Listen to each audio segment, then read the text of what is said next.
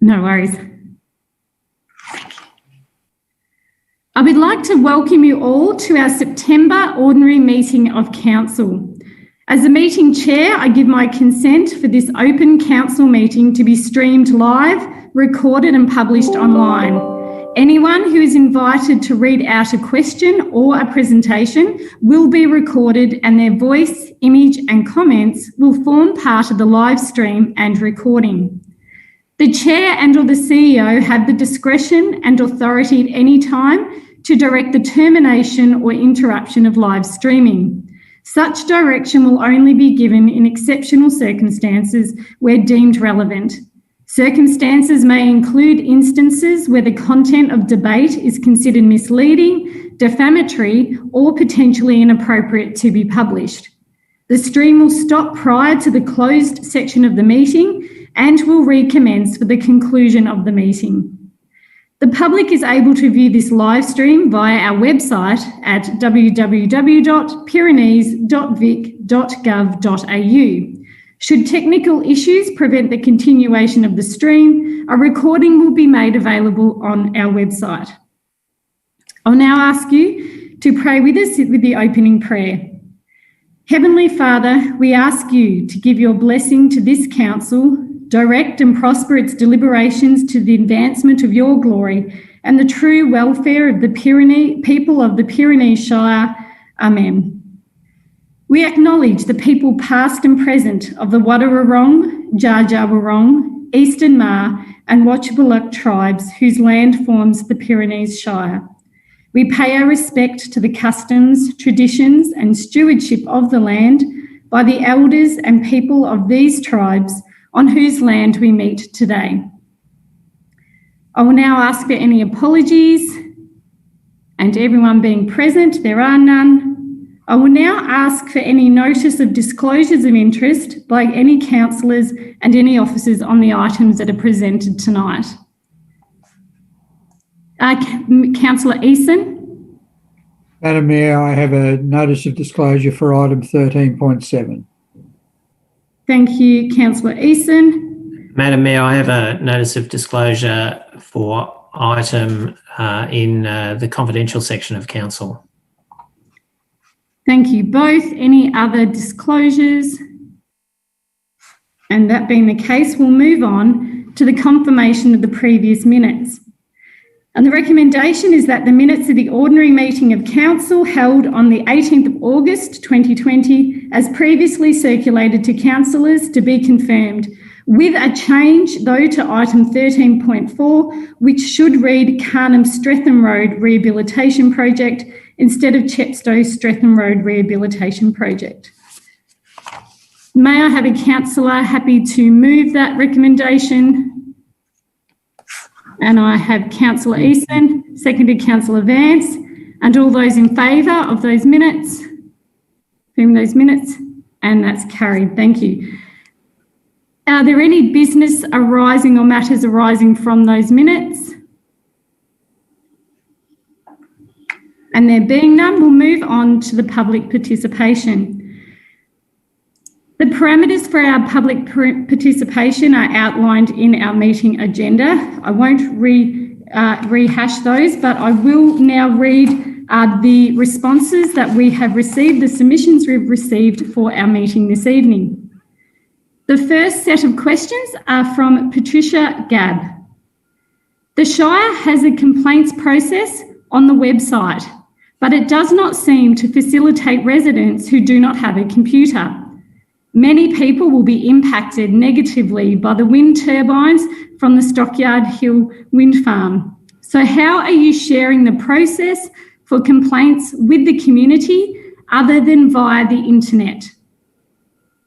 And the second question is, what is the Shire's process to keep a correct record of wind turbine affected people and their complaints? And how is the Shire going to support these people? I will ask Mr. Doug Gowans, please. Would you respond to those questions? Thank you, Madam Mayor, and thank you, Mrs. Gabb, for your question. In relation to our complaints procedure, Council receives a whole range of complaints on a whole range of matters that the Shire has responsibility for. And yes, of course, we have an ability to lodge complaints online on an online mechanism, but we also have the ability for Council to phone in a complaint or put a complaint in writing. Any formal complaint, we do request it to be in writing. That can be via the internet. However, we still receive mail and can still receive complaints by mail. In relation to the second part of the question, the Shire has a records management system whereby all of our correspondence is logged and recorded. And we meet the PROV guidelines for record keeping. So, all records of complaints will be kept within our system. And the Shire is committed to receiving and investigating complaints where we are the responsible authority and have the requirement to investigate those complaints. Thank you, Mr. Gowans. We have another set of questions from Sarah Hawker. As per my questions to Council last year, my query relates to the noise modelling undertaken by Marshall Day Acoustics using unspecified sound power curves to determine the turbine layout in breach of Permit Condition 25. Council's lawyers advised Stockyard Hill Community Guardians in a letter dated the 18th of September 2019 that Council had written to the Minister to request that reassessment of noise modelling occur in accordance with Condition 25 of the permit. Number one, has the reassessment been undertaken in accordance with Section 25 of the permit? Part two is, if the reassessment has occurred, can the result be made public as per all other noise assessments? And the second main part of the question is, if the reassessment hasn't occurred with energisation imminent, does Council agree that it has a duty of care to its residents and that the energisation of the project without reassessment creates a foreseeable risk of future noise nuisance complaints, and in light of the Bald Hills decision, that it would be negligent to allow Goldwind to use this development as the test bed for a newly released untested turbine? Again, Mr. Douglas Gowans, could you please respond to that? Thank you, Madam Mayor. And again, thank you, Ms. Hawker, for your question, or number of questions. I can answer a number of these, but there is some complexity within these questions, and due to only receiving these today, we may need to do some further work in providing a written response. That being said, we haven't been made aware of whether any reassessment has been undertaken by the department, but if we are made aware, we're more than happy to share that that information if it's publicly available information. In relation to question 3, or the last part of the question, Council has written to the relevant state government department seeking clarification on the Minister's position on the satisfaction of the noise modelling. We're yet to receive a formal written response, but have been informed verbally just recently that the Minister is satisfied with the noise modelling.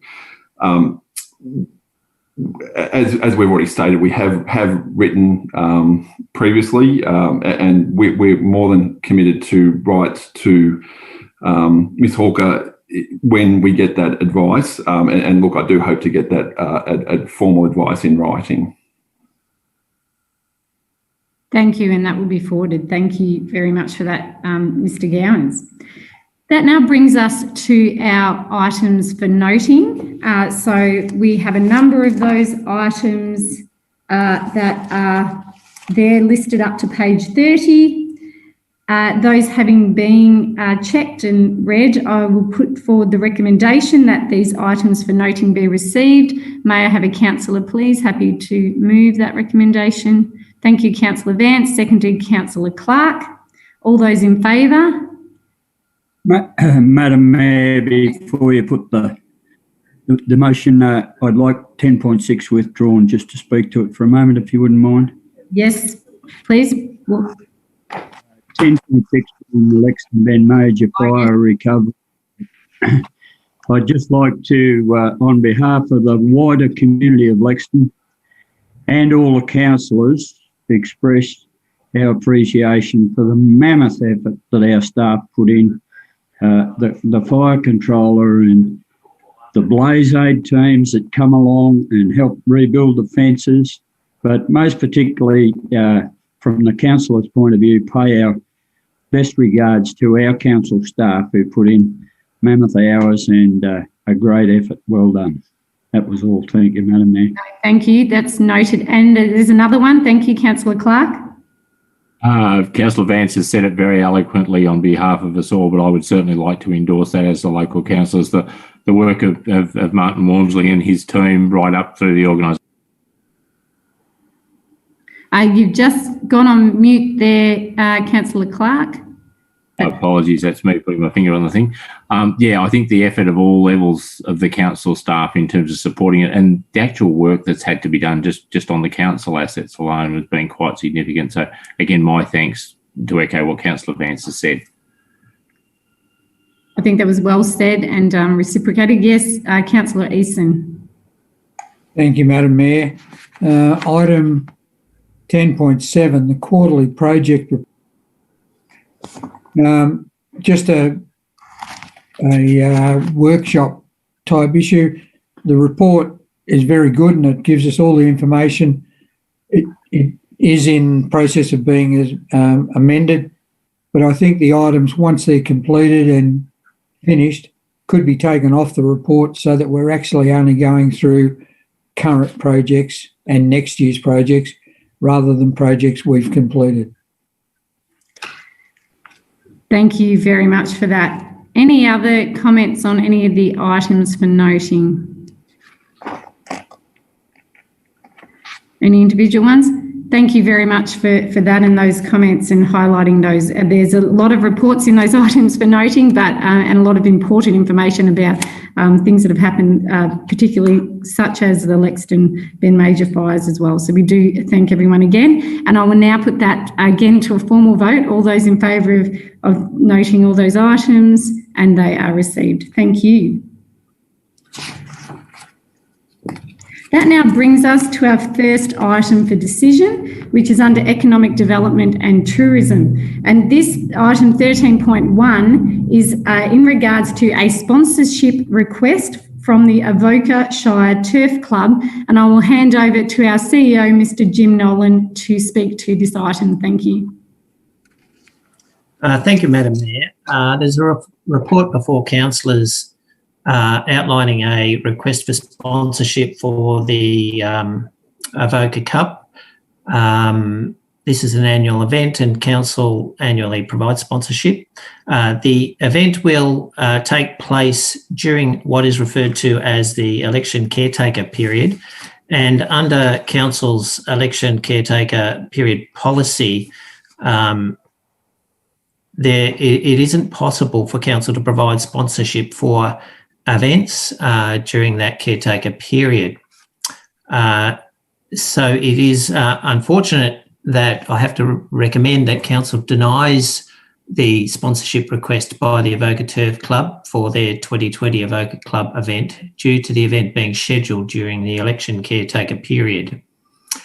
And also that council officers communicate the reasons for council's decision, and that the matter of support for the Avoca Turf Club be referred for further consideration by the newly elected council. Thank you, Mr. Nolan, and for outlining those restrictions that are currently in place. Do I have a councillor happy to move that officer recommendation? And Councillor Eason, thank you. Seconded, Councillor Clark. Councillor Eason, would you like to speak to that at all? No. Councillor Clark? Any other councillors? There being none, I will now put that recommendation, that motion to the vote. All those in favour? And that's carried. That brings us to item 13.2, which is in regards to the Landsborough General Store. Again, I will hand to Mr. Jim Nolan. Thank you. Thank you, Madam Mayor. Council has received a proposal from the Landsborough Committee of Management, which is a committee appointed by Council to manage the assets at the site, which includes the Landsborough Resource Centre and the swimming pool area and the caravan park. The committee has a proposal to re-establish a store in Landsborough, and their aspiration is that that store would be a multi-use facility to enable members of the community to be able to access general household items that you would normally purchase from the likes of a general store. There has been a general store operating in Landsborough for over 100 years, and I'd just like to make a correction to the report to Council, which says that it has operated only since 1924. It's actually operated for some time prior to that. And it's in recent years that the store has closed, leaving the community without a local shop. The Landsborough community has, and the committee have compiled a proposal for Council to consider. And of course, it's a significant investment should it proceed. And it is sort of suggested that before Council makes any commitment around that there be investigations into the range of options available to see the community realise its vision for a store in the community. The owner of the premise that was previously a store in Landsborough has made it known in the community that the site and the former shop is available for rental purposes, and it's understood at the time of preparing this report that there has been some interest in taking up that option. However, again, I refer to the fact that Council is moving into a caretaker period prior to the forthcoming council elections, and it would be inappropriate for Council to be undertaking a new form of consultation in the community in respect to this project.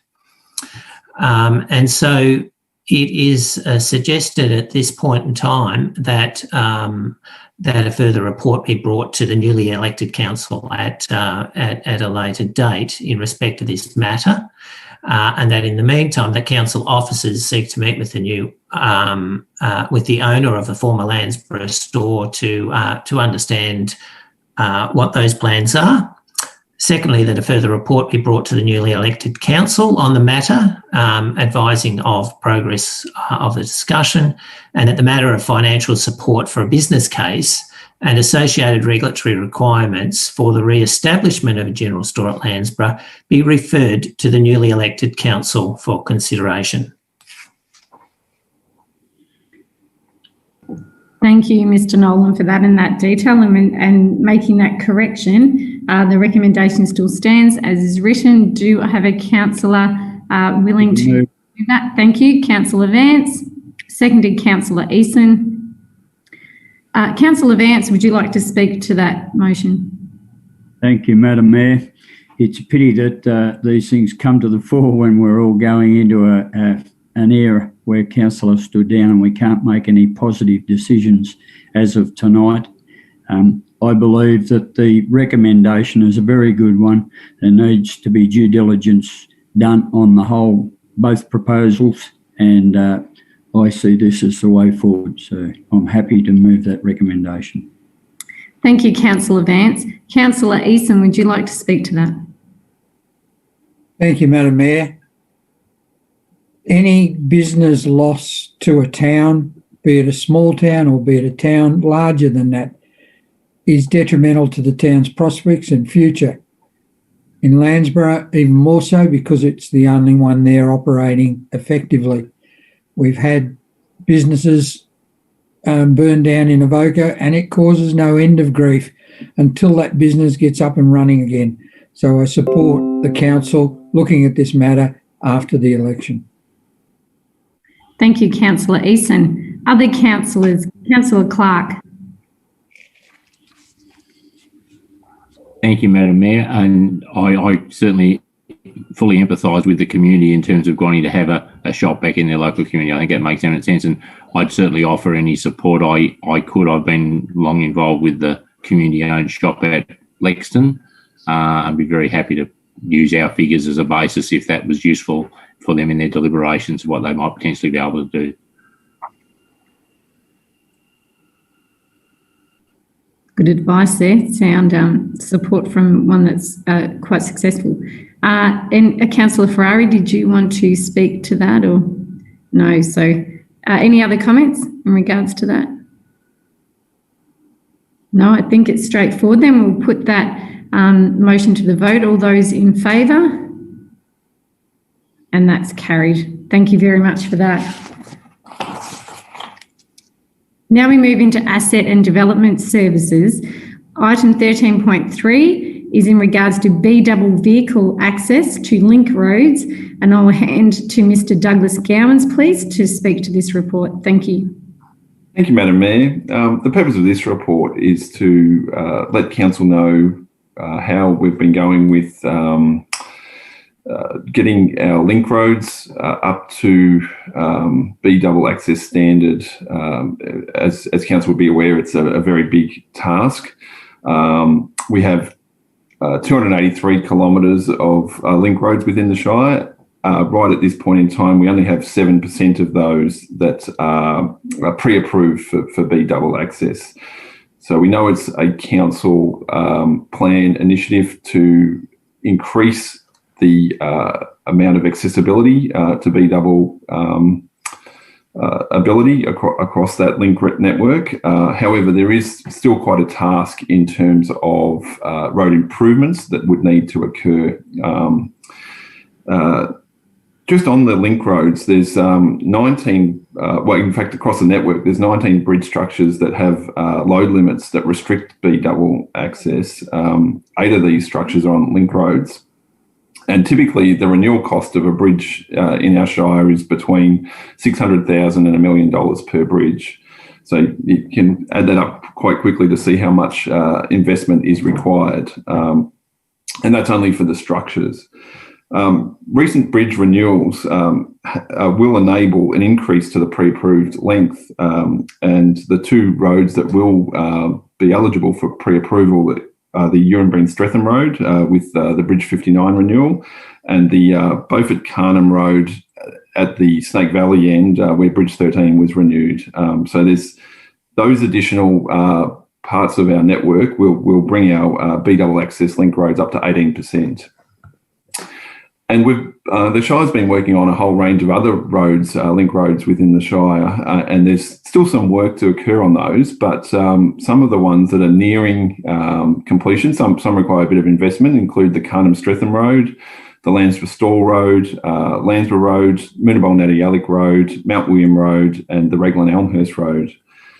If all the structures on those roads were completed and failed pavement sections were done, we would be up around close to 60% of the link road network being completed.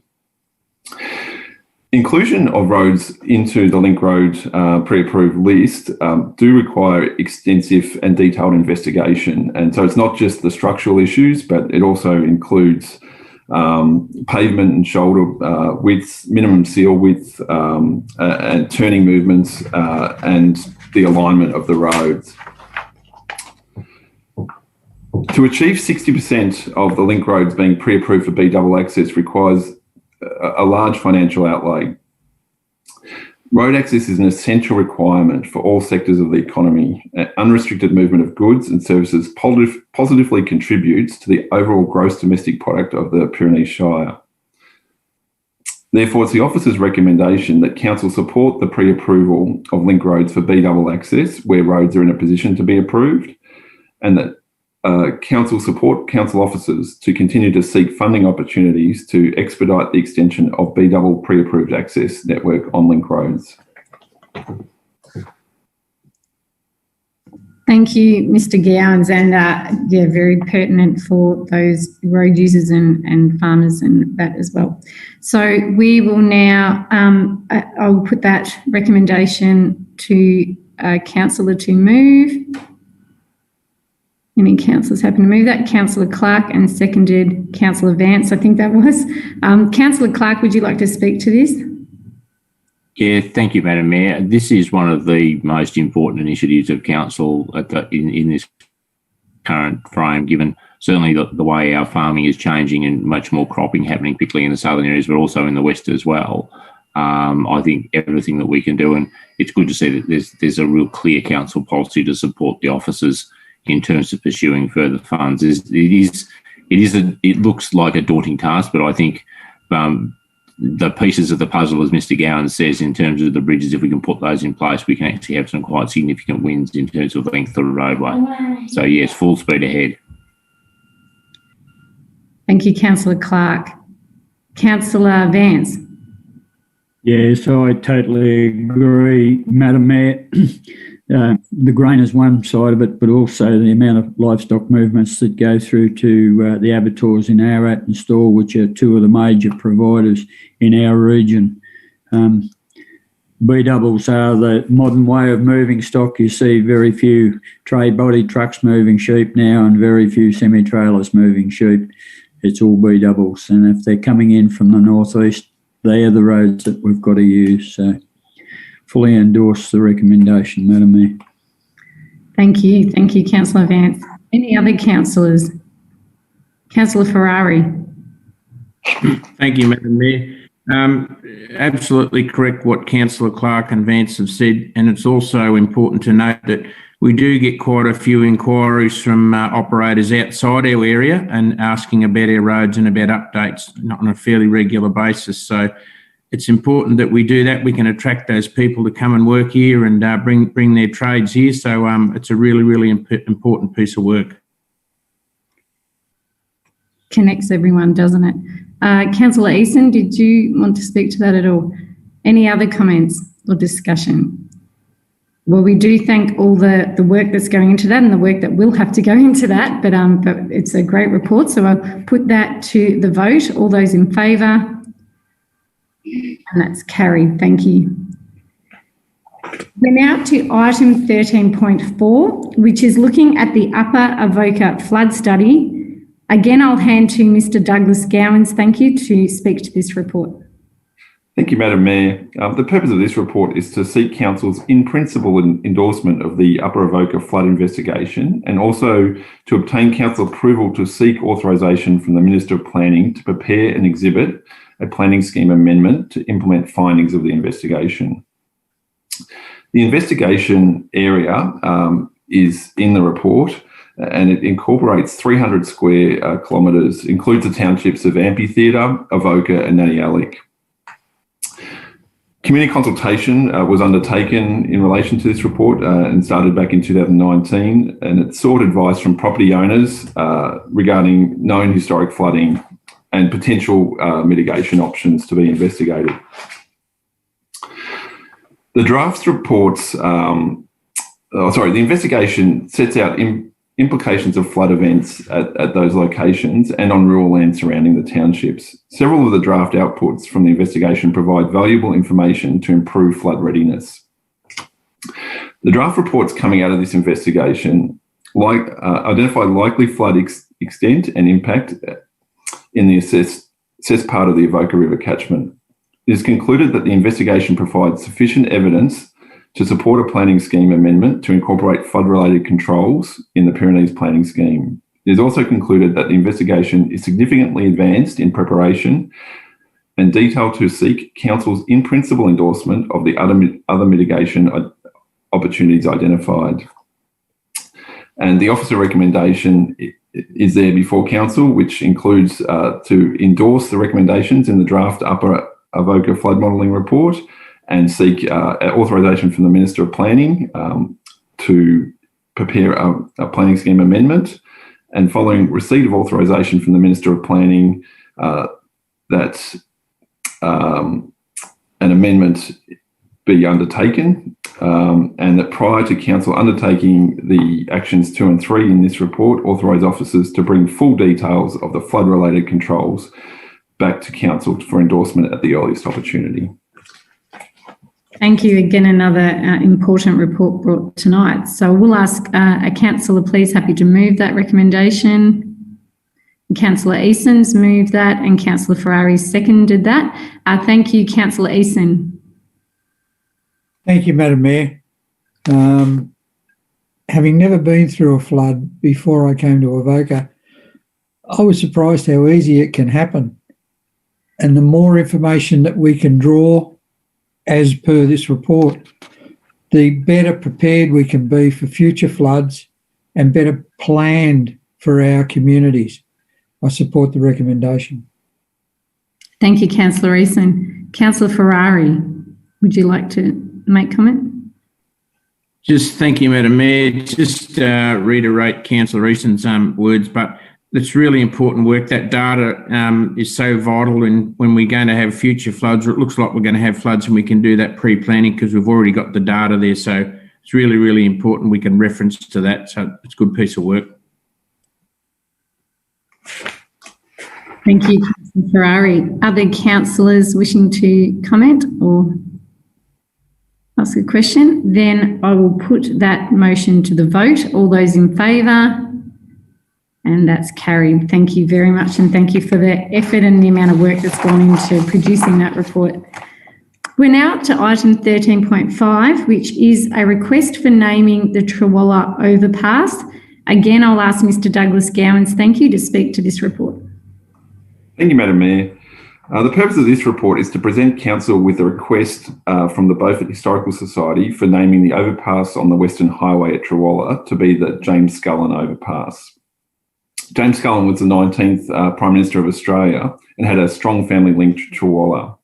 There are currently 2 commemorations of James Scullin in the district, the first being a memorial cairn on the east side of Trawalla that is difficult to access due to access road changes, preventing access to that memorial, and also the James Scullin Memorial Park, which is now bypassed by the Trawalla bypass. The Beaufort Historical Society have written to Council seeking to highlight James Scullin's association with the area to the broader public by requesting the naming of a structure on the Western Highway adjacent to the James Scullin Memorial Park. The overpass on the Western Highway is an asset solely managed by Regional Roads Victoria. If Council was to provide in principle support for the naming of the Trawalla overpass, ultimately support for this naming and associated signage would be the responsibility of Regional Roads Victoria. Additionally, Geographic Names Australia would need to provide support for this. There is potentially a conflict that may arise in that 2 nearby structures may create an issue for Geographic Names Australia in that generally they do not support multiple or similar place names within a 30k radius. That being said, given the changes to access to previous commemorations, it is appropriate to pursue a contemporary acknowledgement through support for this request. Therefore, it's the officer's recommendation that Council provides in principle support for the naming of the overpass in Trawalla in honouring James Scullin, and that officers write to Regional Roads Victoria and the Beaufort Historical Society providing this in principle support. Thank you, Mr Gowans. Do I have a councillor, please, happy to move that recommendation? Thanks, Councillor Clark. Seconded, Councillor Eason. Councillor Clark, would you like to speak to that? I very much know Mr Gowan's comments about it isn't our asset, but I think it's very appropriate that we would support this request in a way that's the recommendation suggests. Thank you. Thank you, Councillor Clark. Councillor Eason. Yes, I think it's important that we show our support for James Scullin. Thank you. Thank you. Any other councillors? No, I'll put that motion to the vote. All those in favour? And that's carried. Thank you. That brings us to item 13.6, which is a planning report, PA 299020, and Mr. Douglas Gowans again will present this on behalf of Katie Gleisner. Thank you. Thank you, Madam Mayor. The purpose of this report is to provide Council with information on the state and local planning policy that is relevant to making a determination on a planning permit application for a 3-lot subdivision at Lot 1, 12 Church Street, Trawalla. The application is seeking permission for subdivision of just over 8 hectare lot into 3 lots, each just 2 hectares or just above. The land currently is rural residential land, and Lot 1 does have an existing dwelling on it. The site has road frontage along the northern boundary at Dunstan Court and the eastern boundary Church Road. The existing dwelling is accessed via Church Road. Notice was sent to 6 adjoining landowners and occupiers at directly abutting and Heritage Victoria, as there is a known heritage asset or association with part of the land in question. Submission was received in relation to the application, and it raised issues including the blocks are low-lying and potential flood risks. There's an existing mine or historical mine on the site. There's a negative impact on country lifestyle, and more houses will impact on privacy. The objections made against the application have been assessed against the scheme and are not considered to provide a sufficient basis to refuse the application. Therefore, the proposed subdivision accords with the objectives of the Pyrenees planning scheme, specifically the rural living zone and public acquisition overlay and applicable state and local planning policies. And the matters raised in objections generally relate to activities that are not regulated via the scheme or the Planning Environment Act and are not relevant to the application currently before Council. Therefore, it's the Officer recommendation that Council, having considered all matters required under Section 60 of the Planning and Environment Act and the provisions of the Pyrenees Planning Scheme, determines to issue a notice of decision to grant a planning permit under the provisions of the Pyrenees Planning Scheme for the 3-lot subdivision at the address in question. Thank you, Mr. Gowans. May I ask a councillor who's willing to move that motion? Councillor Ferrari, thank you. Seconded, Councillor Clark. Councillor Ferrari, would you like to speak to that? No, thank you. Councillor Clark. Thank you, Madam Mayor. I have just a couple of questions for Mr. Gowans first. Mr. Gowans, the map providing the council report shows an area marked with a dashed line in between proposed lots 1 and proposed lot 2. Is that a road reserve, or is that what is that reserve, please? My understanding is that that's an easement, a drainage easement. It's designated as E2 and E3 on the yes. plan subdivision. So that's my understanding. Thank you. Much appreciated. And just my second question: it is obviously council officers' view that this is quite permissible with the permit. It's one of those classics where this is really the first of what may well be further developments in the future, but the first one always may well look a little different in the sense that most of the blocks around at this stage are still around the 8 hectare size, aren't they? That's correct. However, the scheme does permit rural living land to be subdivided to the scale that's provided here. Council does have the ability to consider the pattern of subdivision within the area and can take that into account. But yeah, you're right that this may be the first of further blocks that may be subdivided that still would provide that rural living amenity. Yeah, no, thank you, Mr. Gowans. That's all from me. I would say, so just in that context, sorry, Madam Mayor, just to speak, I think, again, this is, in my sense, this is the first potentially of further development, and always the first one can be a little confronting to neighbours. But, certainly my sense is this is an area that has already developed well, and it is normally a natural step that once an area is reasonably developed, it starts to then intensify, which is what this is, and it's quite permissible by the scheme. So it certainly has my support. Thank you, and thank you for those notes, Councillor Clark. Other councillors that wish to speak to this item? Further clarification? Madam Mayor, just a point of clarification on the question asked by Councillor Clark. The attachment to the report clarifies the purpose of the easement, E2, that was referred to between Lot 1 and 2, and it's for essentially for overhead power lines. Apologies. Thank you for that clarification. And any other clarifications or queries? No, we thank you, Mr. Gowans, for that report then, and we will put that motion to the vote. All those in favour? And that's carried.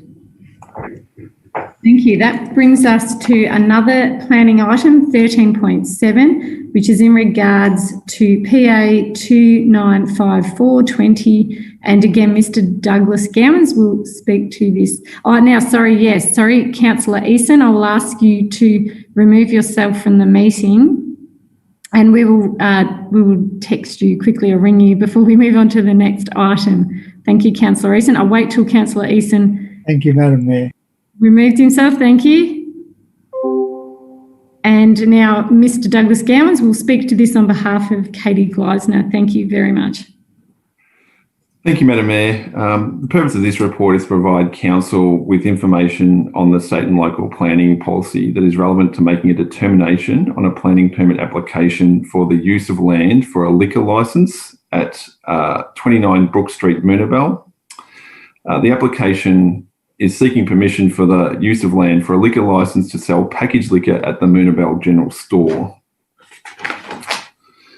It should be noted that Council does not regulate the Liquor Control Reform Act, and that it's Council's role in this matter is to determine the suitability of the site under the Pyrenees planning scheme. Notice was sent to 16 adjoining landowners and occupiers directly abutting the site. Two objecting submissions were received. Council also received, at the time of writing this report, a further 4 submissions that were in support of the application, and since writing the report, a further at least 6 submissions have been received, and they have been circulated to councillors, and I believe are in the attachment to the report now. In terms of the objecting submissions, the grounds of these submissions were that the business that the objecting submitter would be crippled after patrons have eaten and drunk at the submitter's business. They would not be able to buy their takeaways from the premises, and that it would eventually force that competitive business to close, and competition in a small country town would deplete sales even further, and their view is that the general store should remain as a general store and allow existing businesses to trade without competition. And a small town of the size of Moonabel does not require 2 liquor licensed premises, and small business is struggling and effectively at risk of not being around.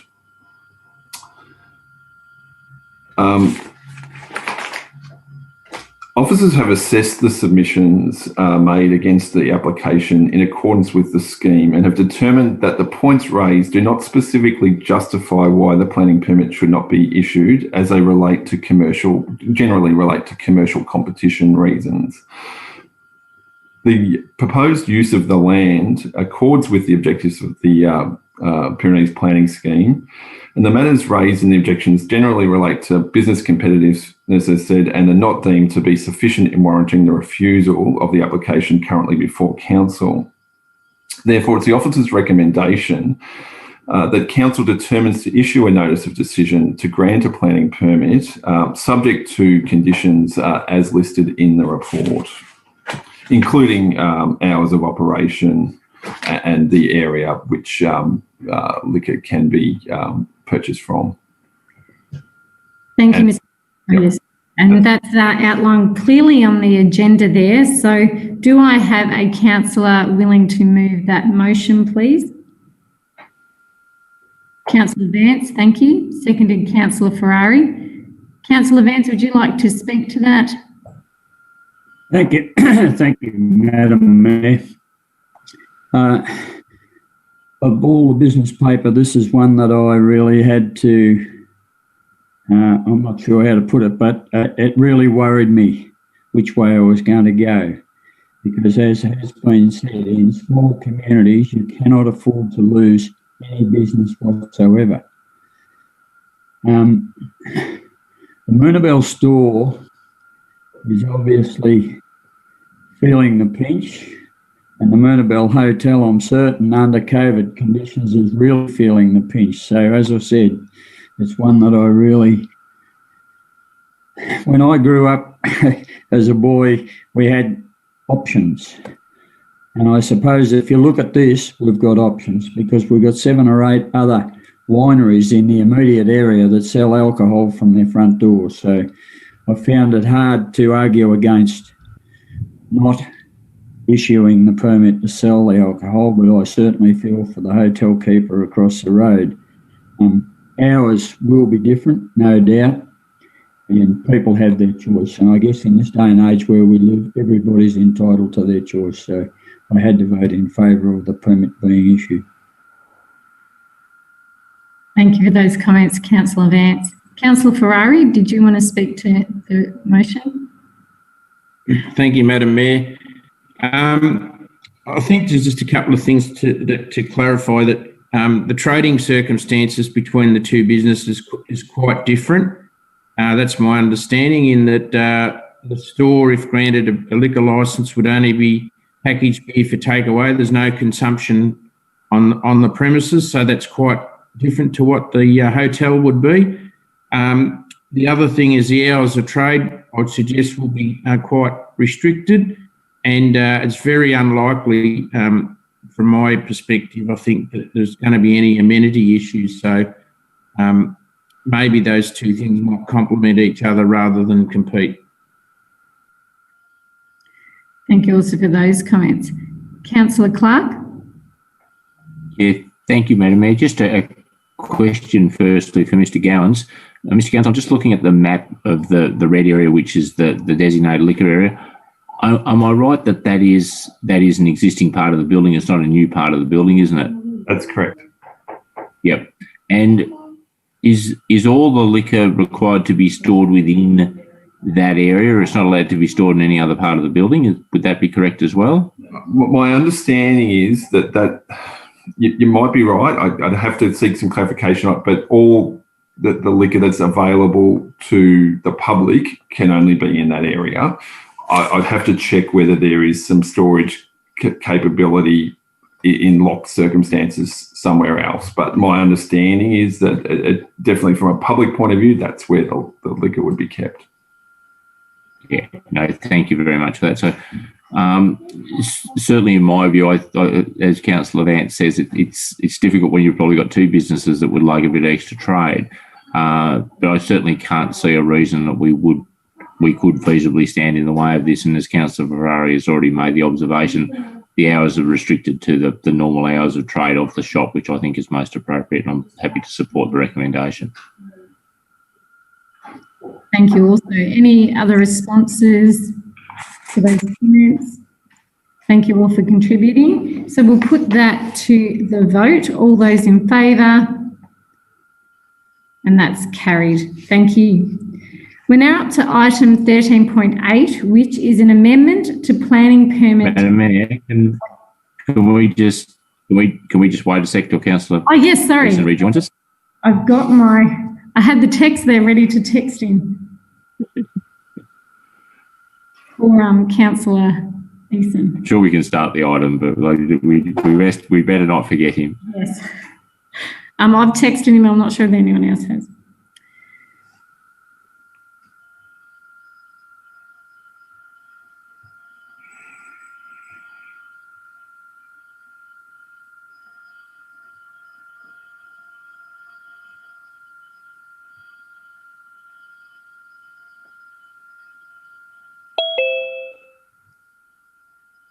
Welcome back, Councillor Eason.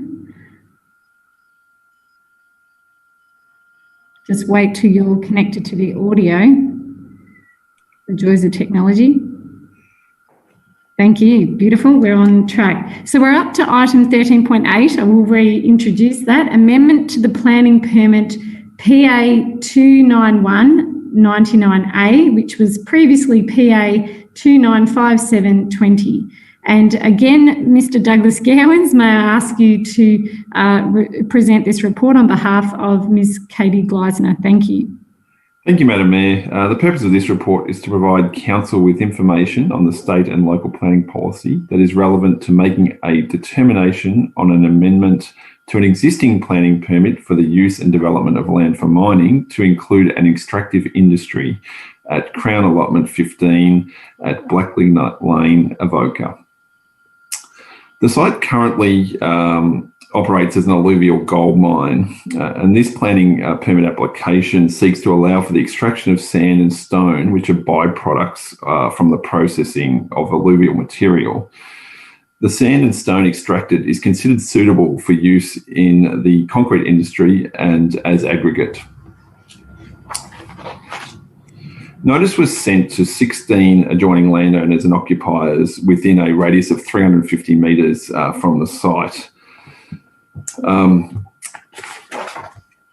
a submission was received in relation to the application, and the grounds of this submission include concerns with heavy vehicle speeds on McNeil Road and Blackley Lane, dust associated with the proposed operation and cartage. Cartage associated with the proposal may increase the chance of a traffic incident. The assessing officer is satisfied that the concerns raised can be suitably mitigated and managed. The objection made against the application has been assessed against the scheme, and officers are satisfied that the concerns raised can be suitably managed through conditions that will apply to any permit issued. The objection is not considered to provide a sufficient base to refuse the application. Therefore, the proposed use of land for an extractive industry accords with the objectives of the Pyrenees Planning Scheme, including the farming zone and the applicable state and local planning policies. And the officer recommendation is that Council determines to issue a notice of decision to grant a planning permit subject to conditions as outlined in the report, but includes the hours of operation and that a traffic management plan be required. Thank you, Mr. Gowans, and that is extensively put in the recommendation there on pages 62 through to 65, and councillors have had a chance to read through that. So do I have a councillor willing to move that motion, please? Thank you, Councillor Eason. Seconded, Councillor Clark. Councillor Eason, would you like to speak to that? I think in these times, the businesses that are able to make decisions and move on to other options should be allowed to do it as long as it doesn't affect anyone else. We've investigated this and found it to be, in the report, found it to be acceptable. I support the recommendation. Thank you. Councillor Clark? Yeah, again, just a question to Mr. Gowans. As I read the matter, really the only thing that is new in terms of the operation here effectively is the cartage of the materials from the site. Effectively, the materials have been handled previously. So that really is the only new thing, and we have a reasonable amount of both flexibility and capacity within the traffic management plan, obviously, to deal with that aspect of it. Mr. Gowans? Yeah, thank you, through you, Madam Mayor, and thank you, Councillor Clark, for your question. That's correct. It's a reuse of the byproduct, and it is quite low volumes that are being considered here, which does come into play in terms of the risk assessment of, whether a traffic incident is more likely because of this operation. They are small local access roads, but because of the traffic volumes and because of reasonable sight distance and and the requirements for any road user to drive to the conditions, it has been assessed that the impacts of this operation are minimal and can be mitigated. Thank you for that response. Thank you very much. I think that did finish Councillor Clark's query. Any other queries or questions? No, on that note then, I will put that motion to the vote. All those in favour? And that's carried. Thank you for the work that's gone into that report too. We will give Mr. Gowans a break now, and we're moving into corporate and community services. So we're up to item 13.9, and this is the Pyrenees Relief and Recovery Plan. And now I'll hand over to Ms. Kathy Bramwell. Thank you, Kathy. Thank you, Madam Mayor. The purpose of this report is to present Council with the COVID-19 Relief and Recovery Plan, including the Business Task Force Work Plan. The COVID-19 pandemic has had a profound impact on the Pyrenees communities and businesses, and Council has a key role in supporting their recovery. This report is to provide Council with the COVID Relief and Recovery Plan and the Business Task Force Work Plan. Although we have a very resilient community in the Pyrenees Shire, community members are being impacted from a mental health and a wellbeing perspective, and great challenges are being faced by our businesses with significant losses in revenue. The attached plans provide a local roadmap for community and business recovery. Due to the dynamic nature of the pandemic and government guidelines, it's recognised that the plan will also need to be dynamic and continually reviewed by Council's Pandemic Planning Committee. It's now recommended that Council supports the Pyrenees Relief and Recovery Plan and the Business Task Force Work Plan. Thank you. Thank you. Do I have a councillor happy to move that motion? The recommendation, thank you. Councillor Clark, seconded Councillor Eason. Councillor Clark, would you like to speak to that motion? I think to endorse Ms Bramwell's comments, it's important to understand where Council sits in these things. Council is not the holder of all knowledge and all expertise in these matters. We have some fantastic business owners in our community who are very good at what they do, and they have the knowledge. The smart work of Council is to actually be the leader and start this happening and be the facilitator that pulls those things together. And I think this plan and this task force does that very, very well, as exactly as Council should be doing in the community at this time. Thank you, Councillor Clark. Very sound. Are there councillors that wish to speak? Yes, Councillor Vance. Yeah, I just see it as an opportunity as a carry on. As I said earlier on about the fire at Lexington, here's Council stepping up to the plate, and I just hope that our wider community take every opportunity to converse with this group and gain the benefit out of it for everybody. Thank you. Again, well said. Any other councillors? Then we'll put that motion to the vote. All those in favour? And that's carried too. Thank you, and thank you for the work that's gone into that item. Our next item, 13.10, is the request of financial support for the lease of a vehicle for the TAC L2P program in the Pyrenees Shire. And again, Ms. Kathy Bramwell will present this on behalf of Martin Walmsley. Thank you. Thank you, Madam Mayor. This report is requesting Council to provide financial support to the Central Grampians Local Learning and Employment Network to support the TAC L2P programme. The L2P Driver Mentor Programme is a statewide programme that helps disadvantaged learner drivers aged 16 to 21 to gain the 120 hours driving experience required to apply for their probationary licence. The network is seeking an annual contribution from Council of $3,000 per year over the next 4 years, which will be used to help with covering costs associated with leasing a vehicle to be used across the Pyrenees Shire. Funding is provided by the TAC for the programme, but it doesn't cover all costs. And some additional costs have also been sourced from the Avoca Community Bank and Crowlands Wind Farm. The network initially applied for funding through Council's Community Grants Scheme and was unsuccessful as they did not meet that criteria. However, Council did request more information to be provided and to determine how it could support the programme. It is therefore recommended that Council allocates $3,000 annually for the duration of the current 4-year programme for the TAC L2P Learner Driver Programme. Thank you. Happy to move, Madam Chair. Thank you, Councillor Vance, and seconded Councillor Ferrari. Councillor Vance, would you like to speak to that program? Thank you. Yes, as was said before, we saw it difficult through the community grants, but in cooperation with the Ararat Shire and the Northern Grampian Shire, I see this is a very worthy cause.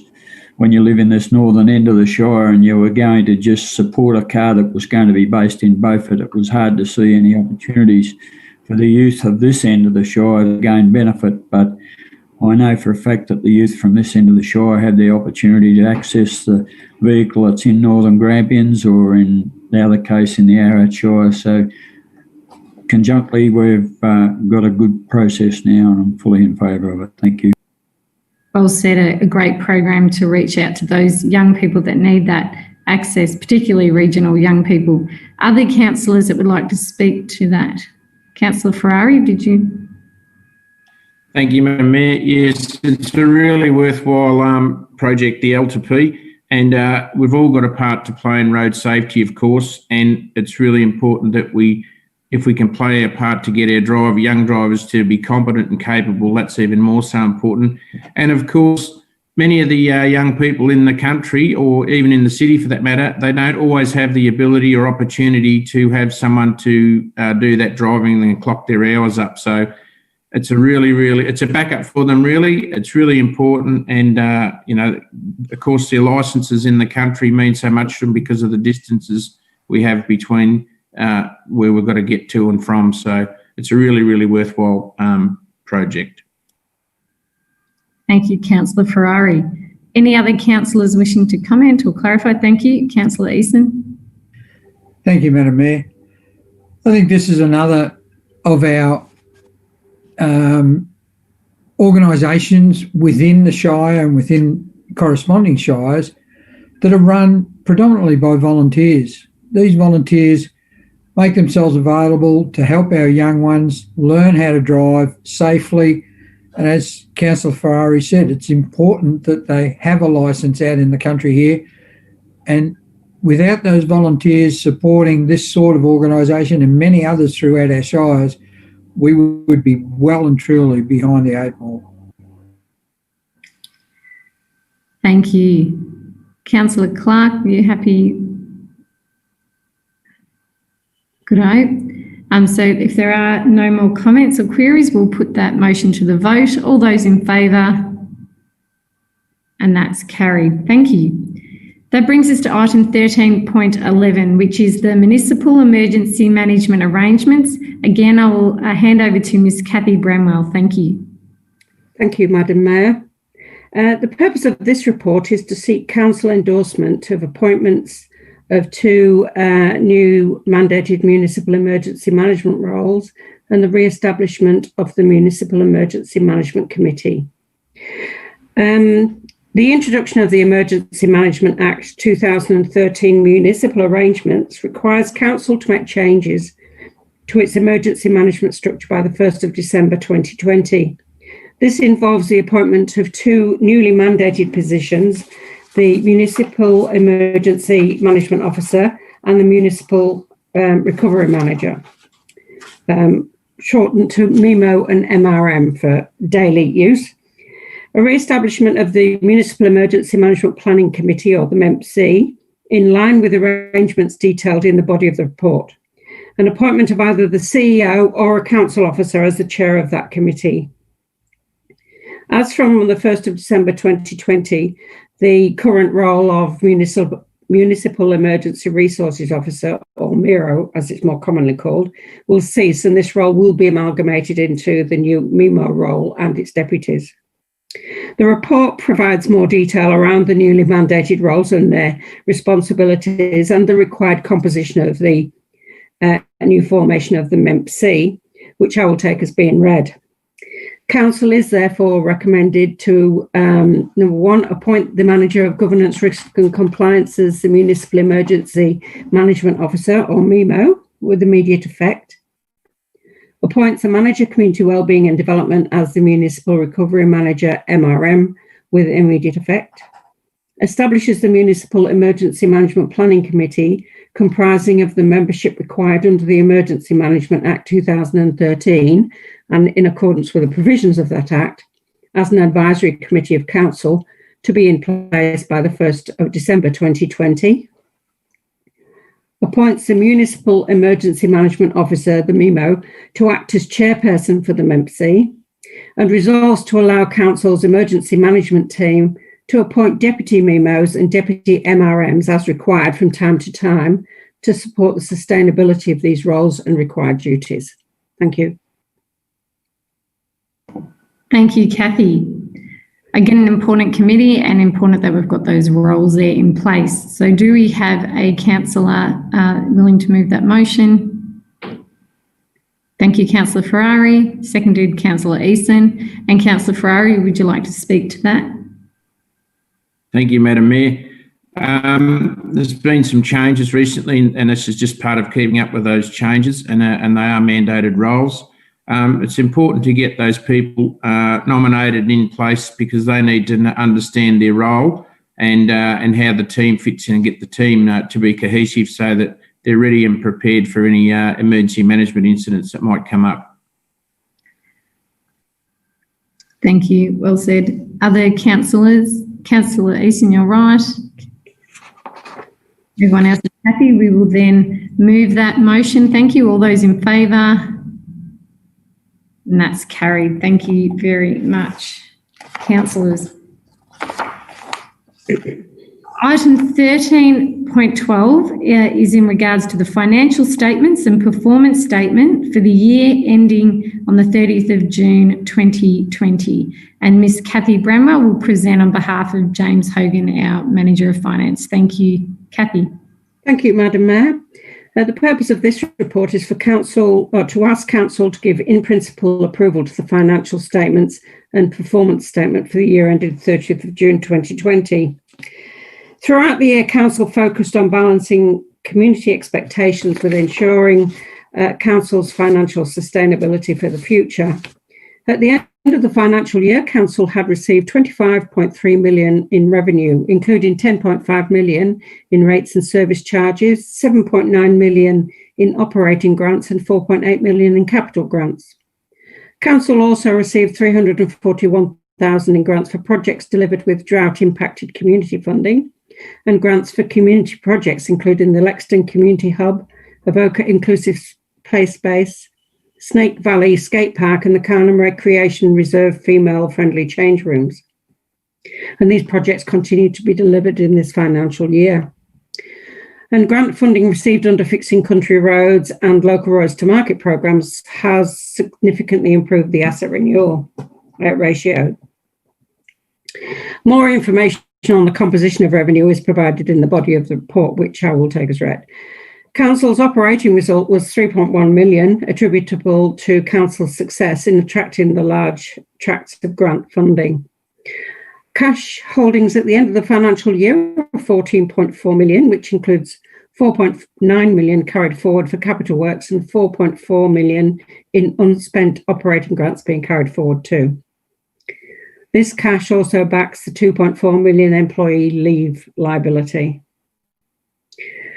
Other things of note in the report is to maintain sustainable capital expenditure. Council aims to ensure that its assets are maintained in a condition that allows them to continue to deliver services needed by our community into the future. Whilst Council continues to face a significant challenge to fund the renewal of critical community infrastructure in the longer term, 2019 and to 2020 funding received has significantly improved that renewal ratio, and Council continues to advocate for more funding in this regard. The report provides a more detailed snapshot for the 2019-20 financial year on its financial performance and the significant factors impacting on financial resources. Following a Council resolution, the financial statements and the performance statement will be submitted to the Auditor-General for certification. And Council is also required to authorise 2 councillors to sign the documents on behalf of Council once they are complete. And so Council is now recommended to, number 1, adopt in principle and submit the 2019-20 financial statements and performance statement to the Auditor-General for certification, and that Council authorises 2 members of Council, the members of the Audit and Risk Committee, Councillor Eason and Councillor Ferrari, to certify the 2019-20 financial statements and performance statement in their final form after any changes recommended or agreed to by the Auditor have been made. Thank you. Thank you, Ms Bramwell. So do I have a councillor willing to move that recommendation? Thank you, Councillor Eason. Seconded, Councillor Clark. Councillor Eason, would you like to speak to that? Thank you, Madam Mayor.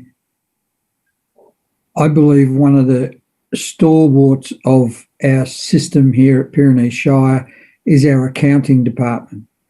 If we can't maintain sustainability as an organisation going forward, we are no longer serving our ratepayers effectively. It is most important that our money is spent properly and that we see into the future as best we can and provide for that future for our ratepayers. Thank you. Other Councillor Clark? Yeah, thank you, Madam Mayor. Council's long had a policy of very actively pursuing grant money that makes our ratepayer money go further, and I think this year has been a terrific testament to that in terms of the funds we've pulled in, both for roadworks, but also things like the community hub, the female-friendly change room and the play space. And I'd like to commend the officers for that work. Certainly, we as council have had a view like that for a long time, but the officers support it and do that with vigour. It makes our small amount of money go a lot further. And I think on the other side of that, we certainly don't spend money that we don't have to. We do manage to save. We've got a nice little surplus, which is mostly due to projects that we haven't got completed, but certainly some of it is due to the management of the organisation and the good management of it. Thank you. Well said. Thank you. Councillor Vance.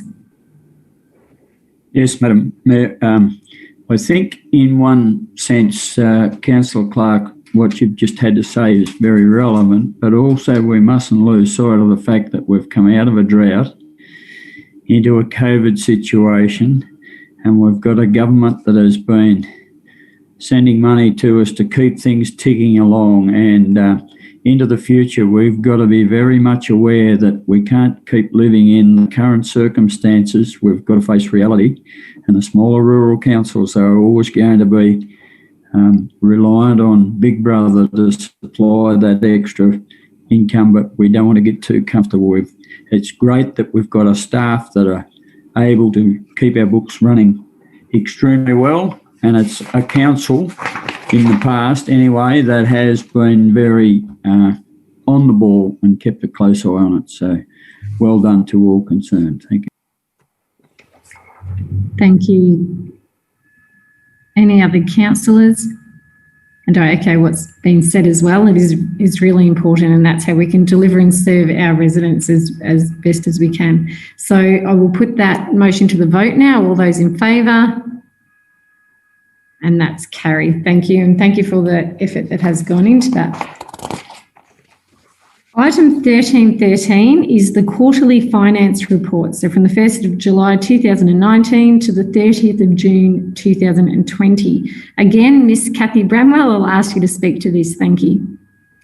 Thank you, Madam Mayor. Although it appears on the face of it this is a duplication of the last report, this in actual fact is a report of the operating and capital finance performance for the past financial year against the budget, so slightly different. So this report and attachment provides Council with an update of the operating and capital financial performance for the financial year from the 1st of July 2019 to the 30th of June 2020. And the report compares the budget against actuals for each operating programme and for all capital works in the financial year. Details of the year's financial programme and for all capital is provided within the body of the report, so I won't actually go through it. But in summary, Council's overall result was just over 5 million better than the budget. Therefore, I won't go into it in any further detail. I just request that Council receives the finance report for the period 1st of July 2019 to the 30th of June 2020. Thank you. Thank you, Kathy. May I ask a councillor to move that? Thank you, Councillor Clark. Seconded, Councillor Vance. Councillor Clark, would you like to speak to that at all? I think just to follow from Councillor Vance's comments, which I think are very correct, and I think the council has been very adept at using the farmer analogy of making hay while the sun shines. And while the sun is shining and there is money, we're putting it into good things like roads that we may not have that money in the next couple of years, but we can actually get a little ahead in terms of looking after our assets. So good work done. Councillor Vance, would you like to reiterate, or any other councillors? I will reiterate again, I agree with those comments, very important, and it's shown in the projects and works that we've been able to do this year and have in the pipeline very soon. So on that note, I will put that motion to the vote. All those in favour? That's carried. Thank you. That brings us to item 13.14, which is looking at the working capital surplus utilisation, and Miss Kathy Bramwell will again present this on behalf of James Hogan. Thank you. Thank you, Madam Mayor. The purpose of this report is for Council to consider the utilisation of the working capital surplus as at the 30th of June 2020. Over a number of years, Council has built up a working capital surplus of 2.243 million as at the 30th of June. In order to ensure that Council has sufficient funds to meet its obligations when they fall due and to be able to fund unexpected events such as natural disasters, it is prudent for Council to maintain a level of working capital surplus, and that is currently recommended at a level of $800,000. This leaves a balance of 1.443 million as working capital surplus. During briefing sessions, councillors and officers have worked together to develop a list of projects which it is proposed should be funded from this working capital surplus. And the list includes some project funding shortfalls, safety measures and development projects. Full details of the projects are included within the body of the report, and I will take those as being read. The total cost of the projects detailed is 555,000. However, uncertainty remains around whether additional funding for the Lexton Hub construction applied for from the government will be successful, and it is requested that an allocation for this shortfall also be reserved from the working capital surplus, which is just under 685,000 to ensure delivery of this project if we are unsuccessful. The balance of the working capital surplus, it is proposed, whether it includes that 685,000 or excluding that, is proposed to be put to the newly elected council for them to decide on where that should be spent. So the officer recommendation is that council resolves that the projects listed below in the report be funded from the working capital surplus as a total cost of $555,000.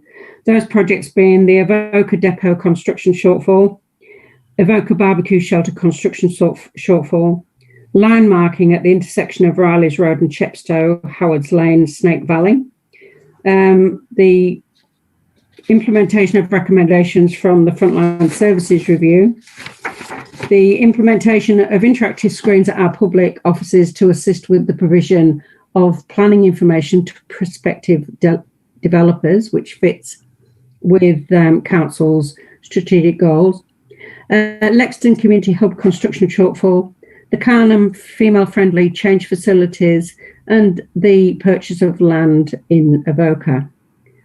Council is also recommended to reserve $684,921 from the working capital surplus allocated to complete funding for the Lexington Community Hub if the relevant grant application is unsuccessful. And also, Council is requested that Council should request, that a further listing of projects and new initiatives formerly unsuccessful for inclusion in the 2021 budget be provided to Council in November for funding consideration from the balance of the 2019-20 working capital surplus. Thank you. Thank you. And a number of projects there that would be great to be able to support. And I will now put that to the councillor to move that motion. And I've got Councillor Clark and seconded Councillor Eason. Councillor Clark, would you like to speak to that recommendation? Madam Mayor, simply to say that these are projects that Council has long supported, and it's appropriate that we provide the funds for them to be finished off. It's very prudent for us to provide some additional funding for Lexington, given that we're now out of tender for that project. So that means that we'll be able to proceed. The only comment I would make is that I do think that in part 3 of the recommendation, I do think that projects that previously Council has considered and knocked back is probably only part of the picture. So I'd urge the officers to perhaps have a little bit of a broader think, but that's really a matter for the new council, I think, to look at what they will do in terms of funding things in that context. But, there may be some things out of the current round of drought programs, for example, where there are some small deficits that we may well be appropriate to look at in the context. So I think we should just look a little broader in that, but I don't think there's a need to change the recommendation. Thank you, Madam Mayor. Thank you. That is noted. Councillor Ferrari, Councillor Vance, Councillor Eason. I'm sort of looking, Councillor Eason. Thank you, Madam Mayor. I support Councillor Clark and I support the motion. The only thing that's worrying me slightly is in part 3 of the motion that be provided to Council in the November meeting. If we as current councillors are unsuccessful in the election and we have a new group of councillors, it may be a little early to bring something like this to them in November. It may be worth looking at possibly changing that to December or January to give them a bit of time to get their feet under the table. Any thoughts, gentlemen?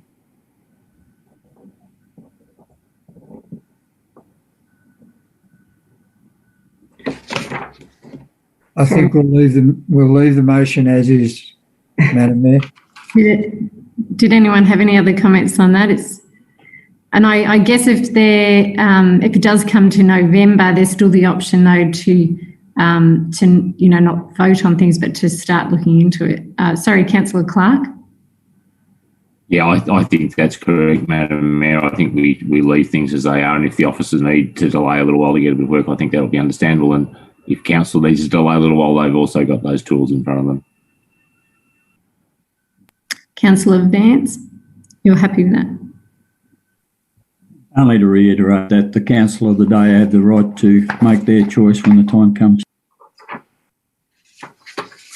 Thank you. Any other points on that or clarifications? We'll put that motion to the vote then, please, councillors. All those in favour?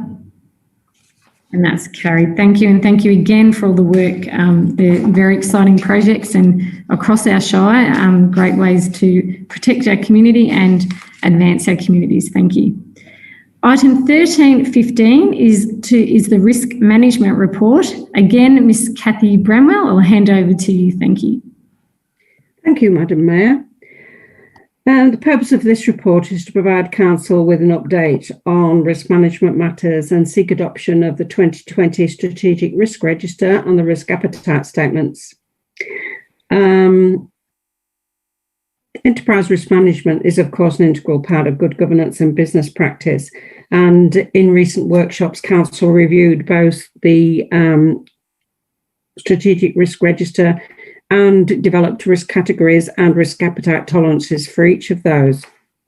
As part of this report, with regards to the risk categories and risk appetite, based on Council's stated tolerance levels, which are detailed in the report, statements of intent around each of the categories were devised and put forward to Council for their adoption. In June, Council, in a workshop, reviewed its strategic risk register, and this register has now been updated resulting from that workshop, and further changes also recommended, primarily around the impacts of COVID-19 and potential future government policy changes. Again, those recommended changes are detailed in the report. A status update against an internal audit review of Council's risk management framework is also provided in the report. This is a status against the recommendations made as part of that report, one of which was that the strategic risks should be reviewed more frequently than annually, and it is proposed to therefore bring the risk matters to Council on a quarterly basis instead of every 6 months as we currently do.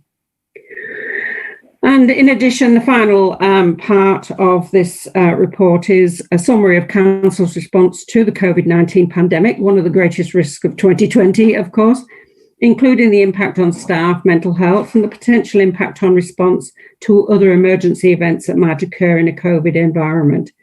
Particularly the report details the problems that we would have if we had to open a relief centre in the current COVID environment, with the requirement for physical distancing and things which would severely limit the facilities at our disposal.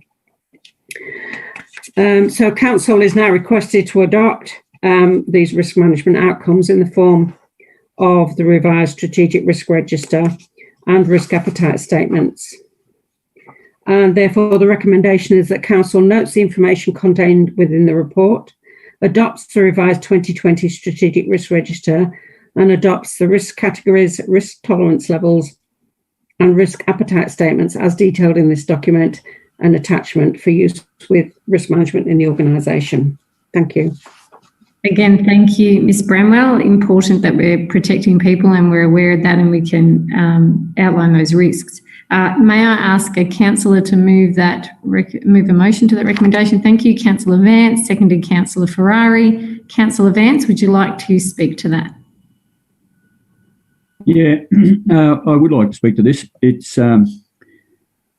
something that I think about quite often, how lucky we are that we live in Australia and how we are prepared to face up to those risks, identify them and plan ahead so that if anything like this ever happens again, we've got a process that we can follow. Even currently in Victoria at the moment, it's very easy to see how things can get off the rails very quickly. And if we happen to be in America or some of the European countries, well, I just fear to think what their governments have to face up to day to day.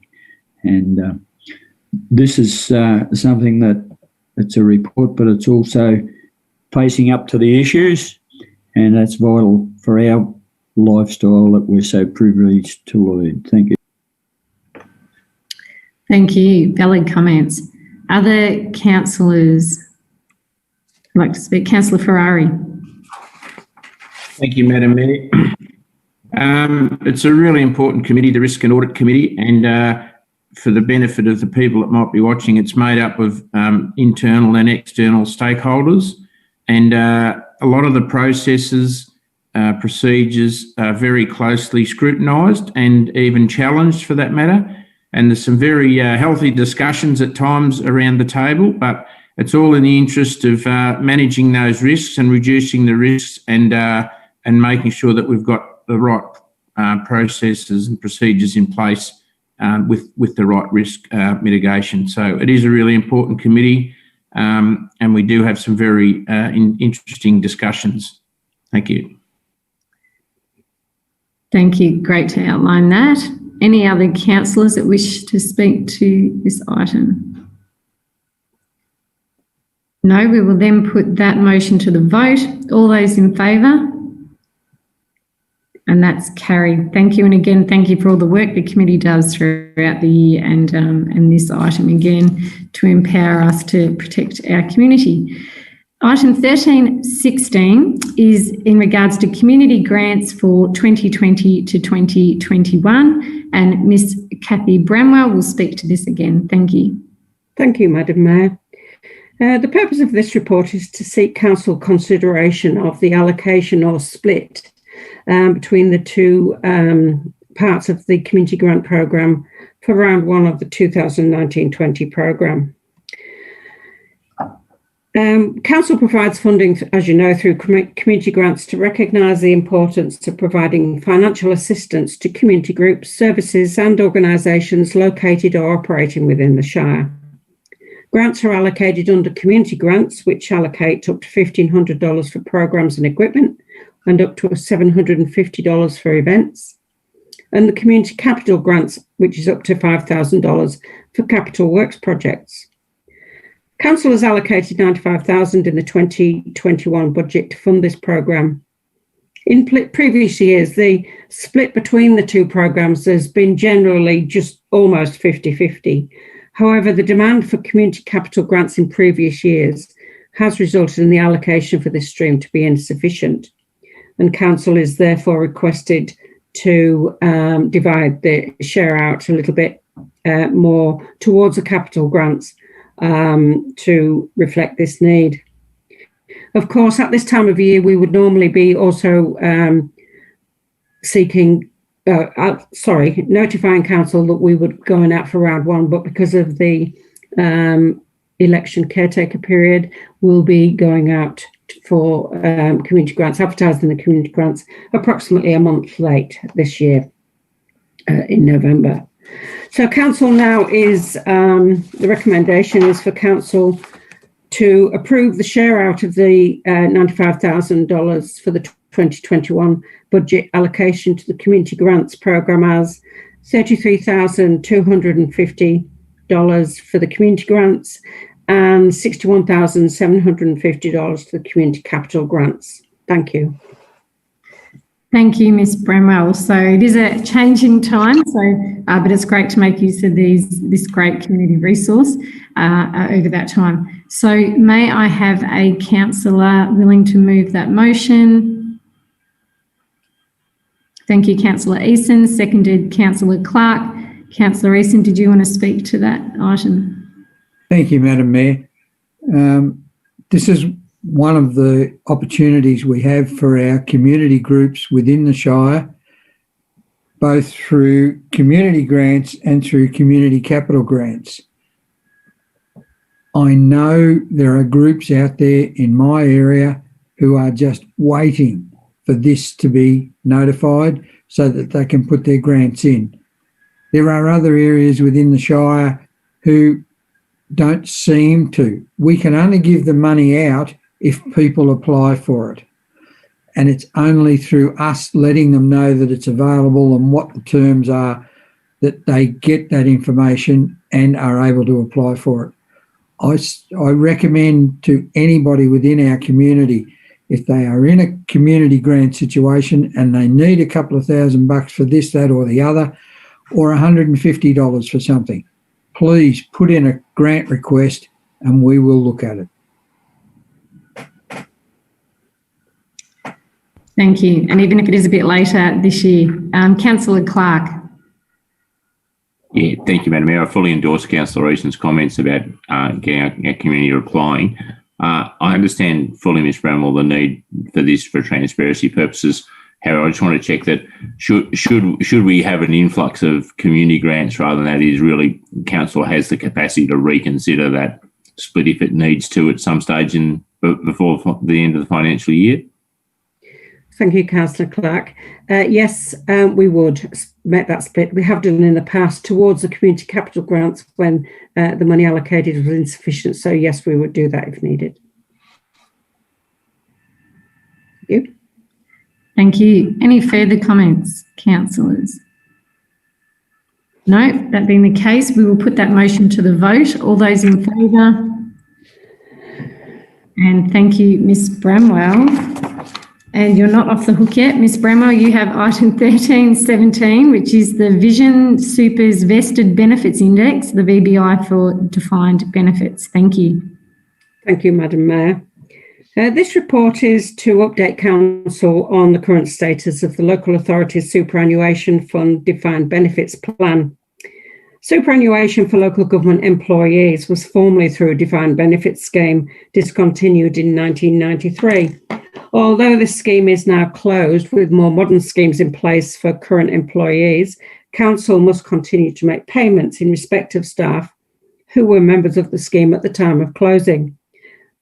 This scheme is legally required to be fully funded.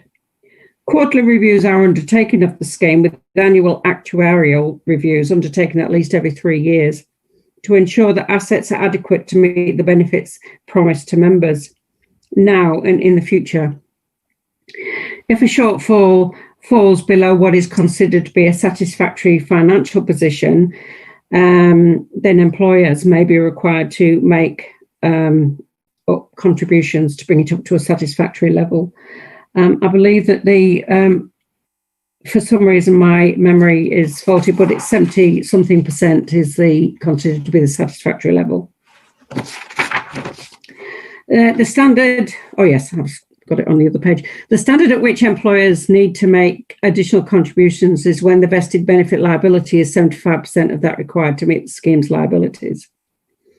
Fortunately, as at the 30th of June 2020, the vested benefit liability was at 104.6%, meaning that no action is at present required. So it is now requested that Council receives the Local Authorities Superannuation Fund Update Report and requests that any significant movements be reported to Council, and retains part of the working capital surplus on the 30th of June 2020 to fund a shortfall in the event of a call. This working capital surplus retention is part of that 800,000 that we discussed in an earlier report. Thank you. Thank you, Ms Bramwell. It is something to be prepared for. Do I have a councillor willing to move a motion to that recommendation? And I'm looking at Councillor Ferrari. Thank you. Seconded, Councillor Clark. Did you want to speak to that, Councillor Ferrari? No, thanks. Councillor Clark? No. Any other councillors? Thank you, Councillor Vance. It's pleasing to note that the percentages have stayed up above 100 over the last 5 years. So considering where we are with the amount of money that's been withdrawn out of superannuation over recent months by people throughout Australia, it's pleasing to see that this has maintained its steady flow. Thank you. Any other responses? We'll then put that motion to the vote. All those in favour? Carried. Thanks. Beautiful. We now move into the Chief Executive Officer's portfolio, and item 13.18 is in regards to the Rural Council's Transformation Project and the Shared Services Update. Thank you, Mr Jim Nolan. Thank you, Madam Mayor. The purpose of this report is to inform Council about a decision recently made to end the Rural Council Transformation Program project titled Central Highlands Shared Services Project. Previously, Council have considered reports and supported the participation by Pyrenees in this project, along with a range of other neighbouring councils in the Central Highlands, with the City of Ballarat as the sponsor council. $4.5 million was provided by the state government to undertake a shared services project, essentially to establish a shared IT common platform for a range of services involving finance, payroll, records, and a number of other services that councils provide. The project was anticipated to deliver approximately $11 million in productivity benefits. Since the commencement of the project in early 2019, the project has encountered a number of challenges. In the first instance, the nature of the project, which seeks to make significant transformational changes in the space of information technology, has found to be a very dynamic and moving space.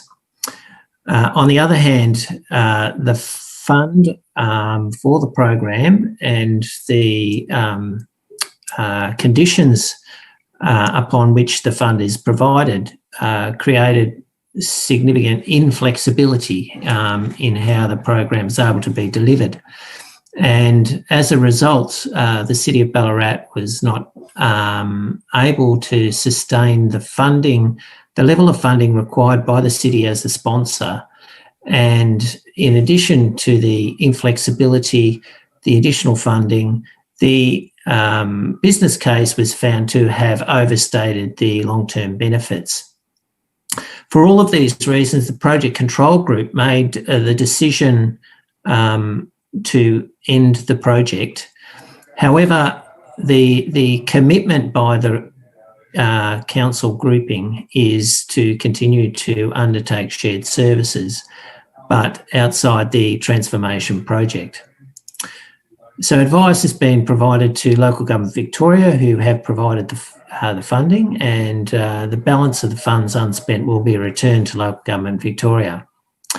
The councils, however, are committed to continue to do shared services, as I mentioned, and there are already a number of projects currently on the table, including with waste management, records and information systems, and several others.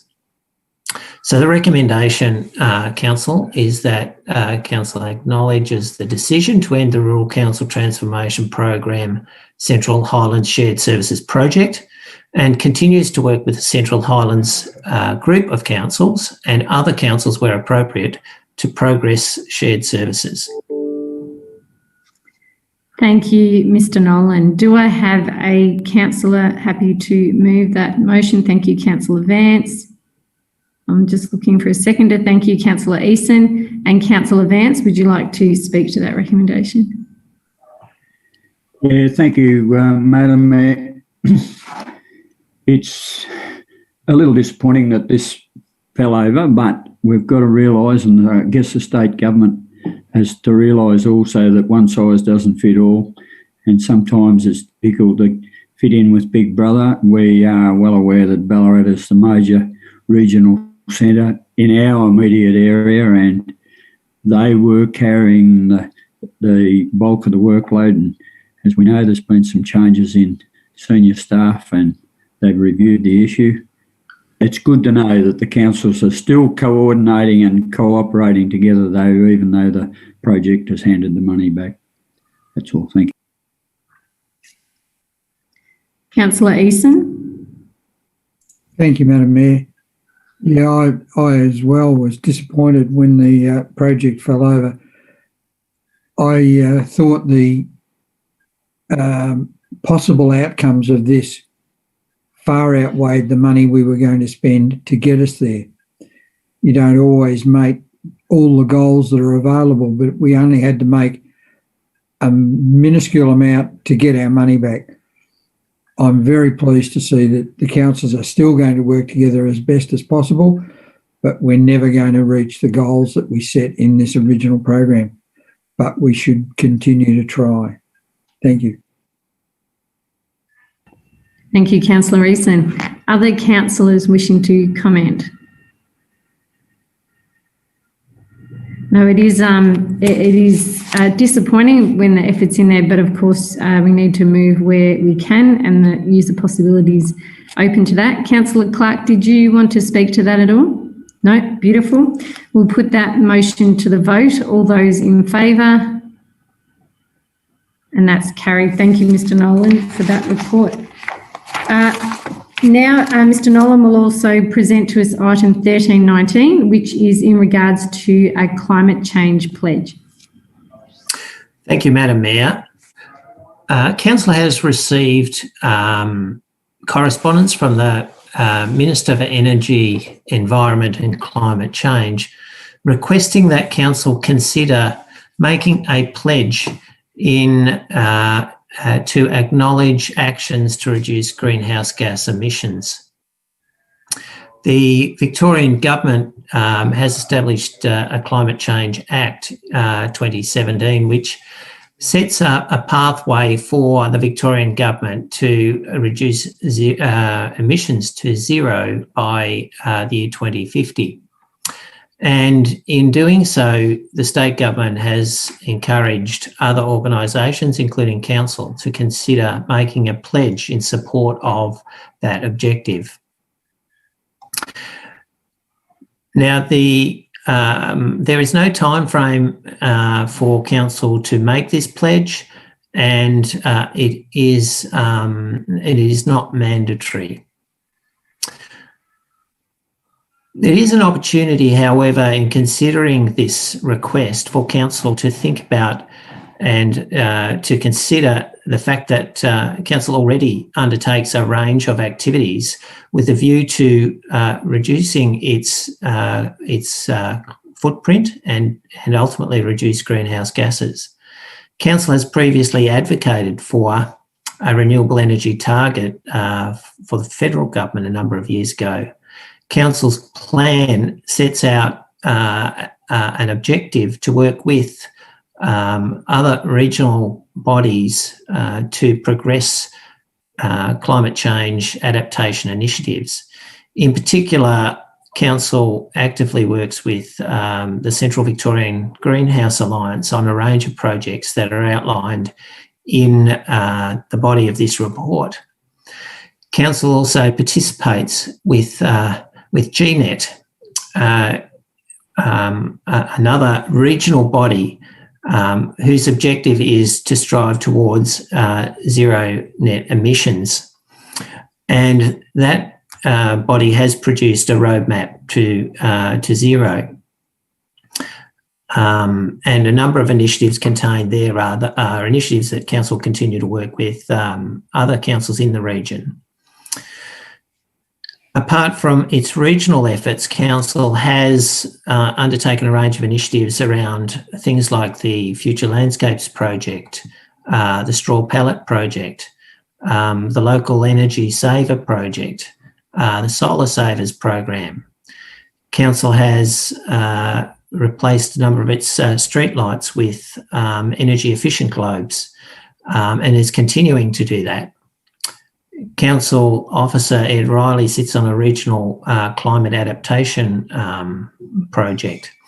So Council is already very much in this space and is actively working hard to reduce its carbon footprint and the emissions that are produced as a result of Council's activities. So having considered that, the timing of this request from the Minister, however, comes towards the end of the term of this council. And given that it is a significant and strategic decision to be made, it is suggested and recommended in this report that council, rather than make a pledge at this point in time, but that council refers the matter of a climate change pledge to the new council once elected to consider in conjunction with the development of the new council plan. Thank you, Mr. Nolan. Do I have a councillor that is happy to move that motion? Thank you, Councillor Clark. Seconded, Councillor Eason. And would you like to speak to that, Councillor Clark? Yes, thank you, Madam Mayor. This is an interesting one because there's a number of levels to this. I think the first level is where our little council of Pyrenees sits in a global context. And I think in a state context, we would have to be at least number 2, if not, or at worst, number 3 in the state in terms of our contribution to renewable energy, courtesy of the wind farms that we have in our area. I don't think we eclipse Moyne. I'd say we're ahead of Southern Grampians, but I think we probably are number 2 in the state in terms of what we're contributing as a community by hosting those wind farms on our lands. So I think that's a very first point that's worth thinking about. Mr. Nolan's very eloquently outlined the many things we're doing as a council, and vis-a-vis through that a number of things that we're doing as a community. I think the recommendation is very appropriate that we think a little more deeply, particularly about that community stuff and how we can help our community and our businesses into the future, and that's appropriate that we do that with the new council. Thank you, Councillor Clark. Councillor Eason, did you want to speak to that? No other councillors? Happy. We then put that motion to the vote. All those in favour? And that's carried. Thank you. That brings us to item 1320, which is looking at the corporate image of the Pyrenees Shire. Thank you again, Mr. Jim Nolan. Thank you, Madam Mayor. And the purpose of this report is to provide Council with an updated guideline on the design and use of the Pyrenees Shire Council brand.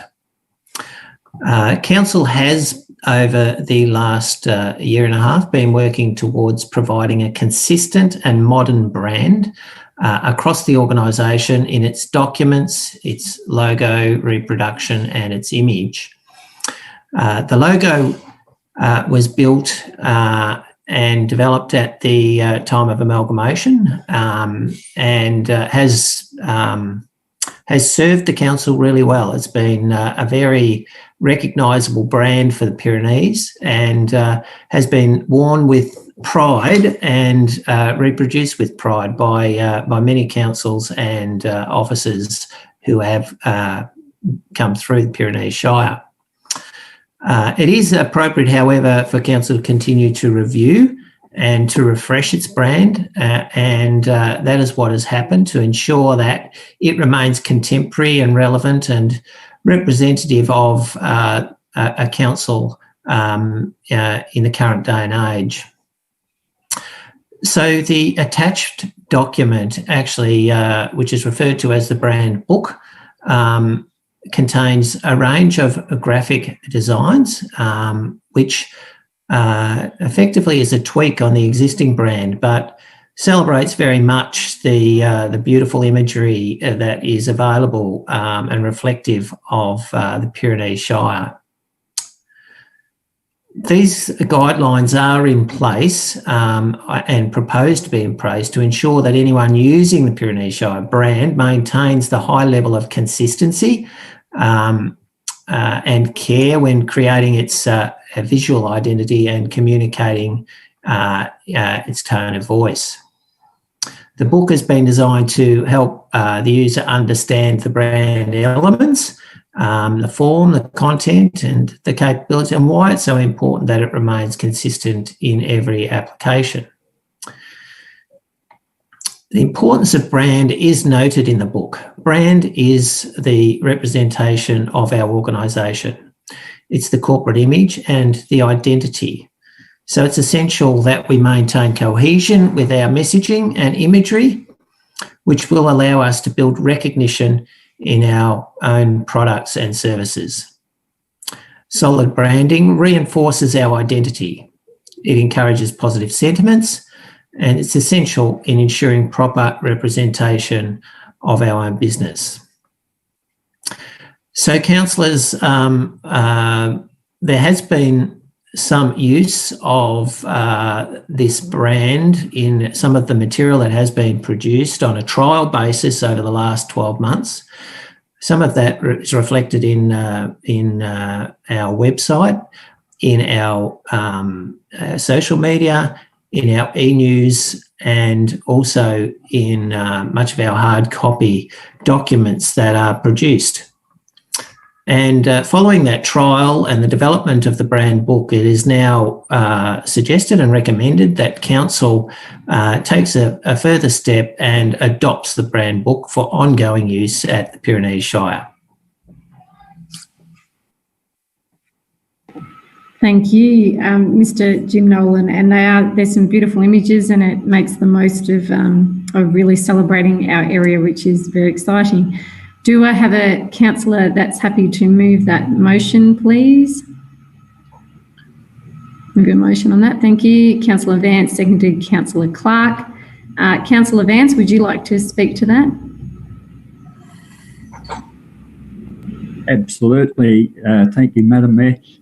Yeah, the Pyrenees Shire certainly represents one of the more beautiful places in Victoria and Australia and the world, as far as I'm concerned. I've been fortunate enough to travel around our own country and parts of the world, and nowhere more proud of than the Pyrenees, as far as I'm concerned. And the brand book says it all, as far as I'm concerned. Whoever put the hours in to pull it all together, I can only say congratulations. It's well done. Thank you, Councillor Vance. Councillor Clark? Yeah, thank you, Madam Mayor. I'm not a huge fan of jealousy, but I think the book actually is something that actually allows us to make a few other people jealous of the beautiful land we live in, and rightfully so. That's nicely put. Any other councillors? Councillor Ferrari? Yeah, look, to be honest, I was a little bit sceptical right back at the start when we discussed this some time ago, but it's really grown on me. And, you know, some of those brands and designs just make things so attractive. And, you know, you feel like you want to read some of those things on the pages when you see those, when we're showcasing some of our designs. So it's a really good work by the people involved. And, yeah, there's more to come, no doubt. Well said also. If we're all good there, I'll put that motion to the vote to councillors. So all those in favour, and that's unanimously carried. Thank you very much. Well, that does bring us to the end of the open council items for decision, except for item 14, which does involve our councillor reports and general business. Now, I will just go to the top left of my screen. So, Councillor Vance, would you like to start with your report for your ward? Thank you. Sorry, I didn't run my first victim, but thank you. Thank you, Madam Mayor. Just from a couple of constituents in my ward, I've had complaints about in recent times, and I know on one occasion, hopefully on both occasions, it's been addressed, but just some green waste that has been heaped up on the side of the road through operations that have happened, and there was a bit of angst about it all. I believe the second one was a Vic Road situation, and hopefully that's been addressed. I had a Timber Towns Zoom meeting last week, and also, unfortunately, I had another commitment, so I missed the Rural Council's meeting. I have had also a phone call from a concerned landowner about the proposed route of the new power line running from Bulgana through to Warburg, at least anyway, which runs through my patch, fair bit of it. And I've relayed those concerns onto our CEO, Madam Mayor. I just want to finish up by wishing everybody that stands for council in the upcoming elections all the very best. I want to thank very sincerely my co-councillors who have been an absolute joy to work with over the last 4 years. I believe we're a non-political, very dedicated group of councillors, and we always agree to agree on every occasion unless we disagree, but we can disagree and still come out after the council meeting as not only committed to our job, but we're good friends amongst it all. I will cherish that for the rest of my days. Not saying that I won't get back on council, who knows? We'll see what happens in the future. I want to thank the staff for all their dedicated service over the 4 years also. Not an easy one. The one bloke that's looking at me on the screen now is the CEO, and I certainly don't envy his job because he's sitting up there just waiting to be shot down all the time. It's not a very enviable position to be in, props, Jim, but there are some good sides to it, I'm sure. And I just want to thank everybody for their support during the last 4 years. Thank you. Thank you, Councillor Vance. Well said. Councillor Clark, you're next on my screen. So would you be happy to give your report? Thank you. Yes, thank you, Madam Mayor. Very happy to in that sense of things. And again, I've had a few constituent matters, most of which I've had to deal with remotely over this last month. But certainly in our area, everyone is very excited about the restrictions starting to come off as at Thursday. I was speaking to Tim Chandler at Cave Hill Creek today. They're back open as at next week in a limited way. And he says to me it'll really be next year before they're back doing what they really love doing most with school children, et cetera, et cetera. But you know, it's a great positive sign, and for his staff particularly, they feel really good to be back in the business doing what the business does. So I think that applies to all of us in that sense of things. Like Councillor Vance, I'd certainly like to wish all the candidates who are standing for council the best in that sense of things. Getting a good council for Pyrenees is very, very important. And I'm sure that we will get a good council for Pyrenees no matter who is elected. To you, my fellow councillors, thank you very much for a fantastic 4 years. The fact that we do work together and that we actually treat each other's patch as our own, I think is a really, really key testament to how we behave, and I think a testament in terms of the good decisions we make, that every part of the Pyrenees Shire is of concern to each of us, even though we do come from 5 separate wards. To Mr. Nolan and to your staff, we have a really broad range of staff. We have some really lovely, dynamic young people in this organisation, and we have some very, very wise ones who are more of our age, let's say, rather than anything else in that sense. But it's a really good mix of good people, and you do feel good when you see the younger staff coming and presenting to council and being involved with council and working with council on committees and those type of things. So I think holds a great prospect for us for the future, and great work by you and your senior staff in recruiting who we have. So again, thank you everybody for a great 4 years. I do hope I come back on the other side, and let's see how the election goes. But whatever way, Pyrenees will get a good council, and it already has a good group of staff. Thank you very much, Madam Mayor. Thank you again. Great words there. Thank you, Councillor Clark. Councillor Ferrari, you are next on my screen. Thank you so much. Thank you, Madam Mayor. It's just the usual briefings and some constituent discussions via phone, and a couple of virtual meetings, one with Community House. And although we've become fairly adept at these virtual meetings because we've had to, personally, I really favour the face-to-face meetings and the face-to-face discussions with constituents and people. I think you just get that real feel for what you're discussing and get that real personal effect out of it. So I think the virtual meetings are good. They've got a place, and they have had to have had a place because of the way we've been in. But coming out of that, I really hope that we can get back to face-to-face. So I've only been in 2 years, so I just want to thank the councillors and all the staff for support, because I have learned a lot in 2 years, and a lot of it's been due to the people around me. So very experienced people, level-headed, good thinkers. So it's been pleasing for me coming in, and I've only had 2 years, but it's been a pleasant 2 years. So hopefully I'll be back. But if I don't, I've had a fantastic 2 years and met some great people who clearly will remain friends. So thank you very much, and good luck to everybody. Thank you again. Wonderful words. Thank you, Councillor Ferrari. And that leaves you, Councillor Eason. Thank you. Thank you, Madam Mayor.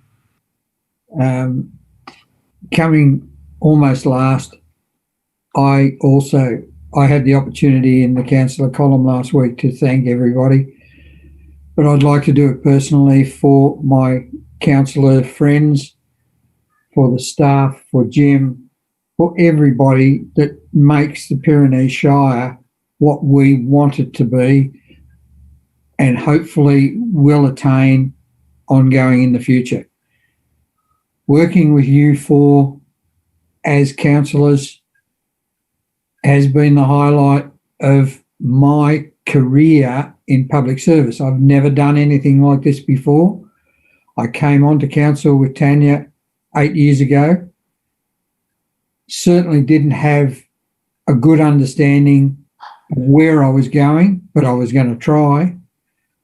I think I've got an understanding now, and that comes from working with you as a team, and with Michael in the beginning and now with Damien. And that teamwork that we put together month in, month out is what gives us the pride in Pyrenees Shire. We work well with the community, we work well in our own group, and we work well with the staff. So good luck to all of us. I hope to see you all on the other side. I would love to see this council stay together and continue to serve the Pyrenees Shire. In the last month, I've had a couple of meetings, one with Rail Freight Alliance, and it's pleasing to know that the government and ministers, although they've got a lot on their plate at the moment, they're still looking at railways and other areas of their concerns to make Victoria a better place. And we're trying to help them along with that at Rail Freight. Also, we had an audit and risk committee meeting, and I find those very interesting because you get to hear about nooks and crannies of the business that you may not have understood that well before, but you know somebody's looking at it, somebody's checking that things are being done properly, and if they're not being done properly, they're being corrected. And that's the thing about the staff here. I've never had a complaint that someone's looking over their shoulder to find out what's going on. We all work together as a team, and by gee, I hope that continues. Thank you very much for 4 wonderful years. And in your case, Damien, if you find too many things growing on you, you need to look over your shoulder and just check where you're at. Thank you, Councillor Eason. Thank you all my fellow councillors for those reports. I guess for the last, COVID of course has headed everything over the last few weeks as it has the last few months, as it has 2020. But we have continued with a number of meetings with MPs. Recently it's been with Dan T and Anne Webster and Andy Medic.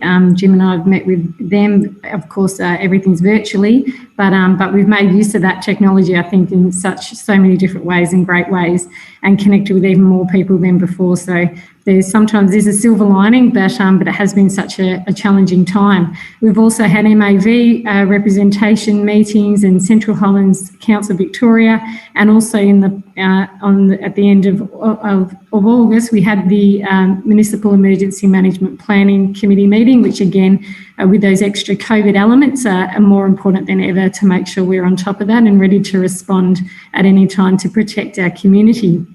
I think it was it's sort of interesting that it was Are You OK Day last week, but a great way we know that that council staff recognise that and people across the community did through different forums. But why it is so important is that the fatigue that is really setting in with COVID, I think we need to, more than ever, continue to be buoyant in making sure that we're looking after our mental health, we're looking after each other, we're reaching out if we need that, but understand people have tried so hard to be able to support each other on that.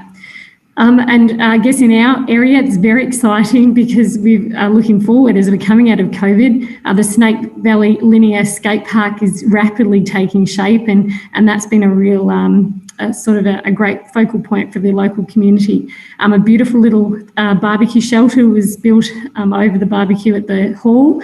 So there's lots of comments about when people can get together and use that. So I think it's a really great light at the end of the tunnel, and we just need to keep working on that and keep on that positive note.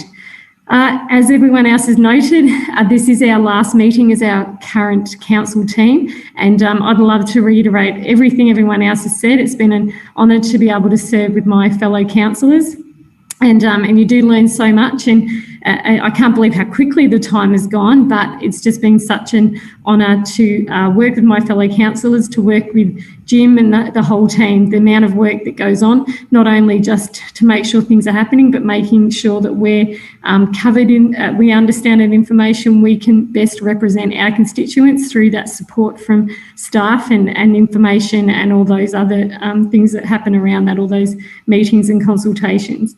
So we thank you greatly, and all the other staff. I won't start naming people, but ones like Jane too, who you can't see on screen, but is even supporting us as we speak now. So all those people that work together to make sure we can work best for our community.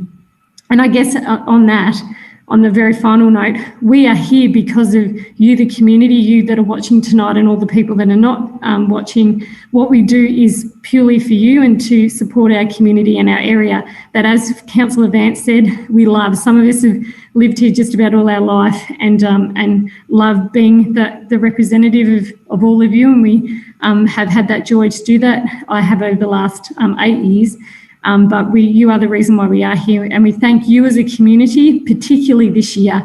What a year to have to get through, those parents that are teaching kids, those teachers that are giving extra support to kids, those businesses that have just had to become so resilient and support their communities, but also communities that have supported them to ensure that we can cope through this incredible challenge that it has been.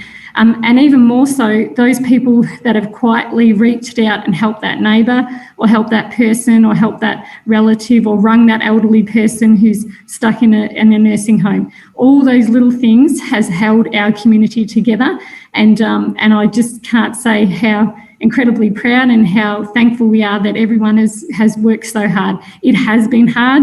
It's taken so much diligence and vigilance, but everyone has done that. And so this will be the year we will remember. But as we do bring this meeting to a close, we thank everyone out there. And it's again, it has been an honour and a privilege to be part of this team, and particularly to serve as mayor over this last 12 months, which has seen fires and COVID and a number of things. So it has been an honour, and I thank everyone. And on that note, we will wish all the public a lovely evening. We're about to move a motion to move into closed council. We will then stream after that to advise the public of the results of those decisions. However, we will now move a motion. I will ask a councillor please to move that motion and move into closed council, please. Thank you, Councillor Clark. Seconded, Councillor Ferrari. All those in favour? Thank you again, those that will leave us, but we will see some of you shortly, and we'll move into closed council. Thank you.